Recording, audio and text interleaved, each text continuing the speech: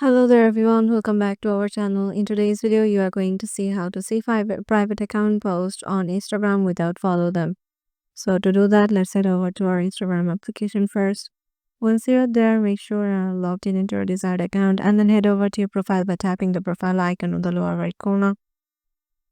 Once you are done with it, just head over to any private account. So as you can see, this account is private and it is written in here, this account is private. So what we need to do is manually what we know that we need to follow that person, and once they accept our request, we can see their post. But if you don't want to follow them, what you can do is, if you know that they have visited a place recently, and you have to go to the search section and write for that place, and you will find their post in here because they have tagged that specific place in their post.